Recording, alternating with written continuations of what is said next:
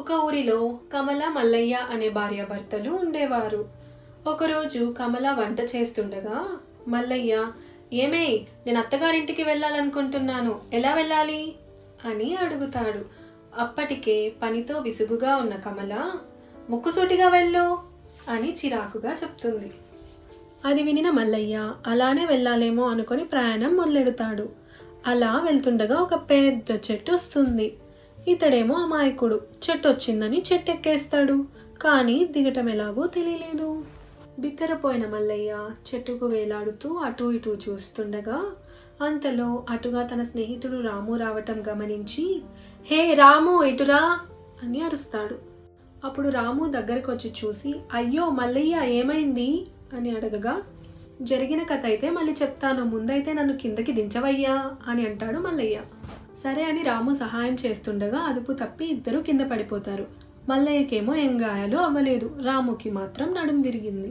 అప్పుడు రాము, అయ్యో అమ్మో, నా నడుం విరిగిందిరా బాబోయ్ అని అరుస్తుంటే మల్లయ్య అలానే రాముని దీర్ఘంగా చూస్తున్నాడు.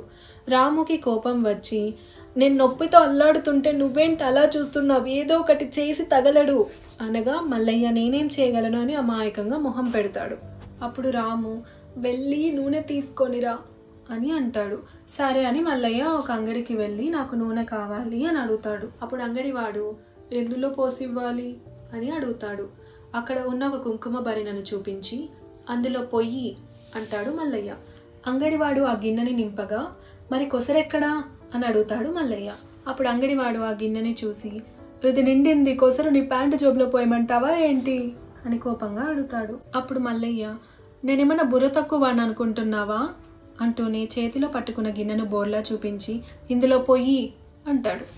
అప్పుడు అంగడివాడు, వీడెవడో నిజంగానే బోర తక్కువ విధంలా ఉన్నాడు, వీడితో మనకెందుకు అనుకొని నూనెను నింపి పంపిస్తాడు.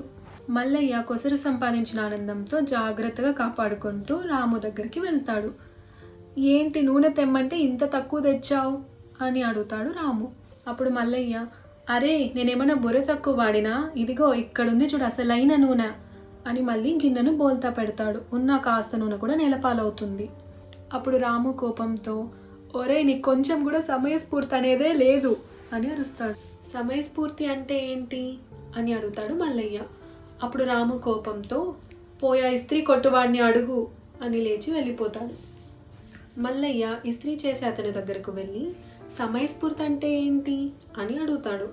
అతనికి ఏం చెప్పాలో తెలియక, నేను ఈ బల్ల పైన నా చేయి పెడతాను, నా చేతి పైన నువ్వు కొట్టాలి అని అంటాడు. సరే అని మల్లయ్య కొట్టడానికి చెయ్యి ఎత్తగా ఇస్త్రీ చేసే అతను తన చెయ్యిని బల్లపై నుంచి తీసేస్తారు. మల్లయ్య చెయ్యి బల్లకి తగులుతుంది. ఇదే మరి సమయస్ఫూర్తి అంటే అని అంటాడు ఆ ఇస్త్రీ చేసే అతను. మల్లయ్య మళ్ళీ నడక మొదలుపెట్టి ఎలాగోలాగా వాళ్ళ అత్తగారింటికి చేరుకుంటాడు. చేరుకోగానే మల్లయ్య వాళ్ళ అత్తతో, నేను సమయస్ఫూర్తి అంటే ఏంటో నేర్చుకున్నాను, మీకు చెప్తాను అని అక్కడ బల్ల కనపడక అతని మొహం పైన అతని చేయి పెట్టుకొని వాళ్ళ అత్తను కొట్టమంటాడు. ఆమె, అయ్యో వద్దు నాయనా అంటున్నా వినకుండా, పర్లేదు కొట్టు అంటే, వీడు కొడితే గాని వినేలా లేడే అనుకొని కొట్టబోగా మల్లయ్య చేతిని మొహం పై నుంచి తీసేస్తాడు.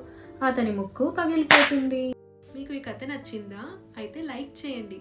మీరు మల్లయ్యలా సమయస్ఫూర్తి చూపించారా? అయితే కామెంట్ సెక్షన్లో కామెంట్ చేసి ఈ వీడియోని మీ మిత్రులకు షేర్ చేయండి. మరిన్ని కథల కోసం మా ఛానల్ని సబ్స్క్రైబ్ చేసుకోండి.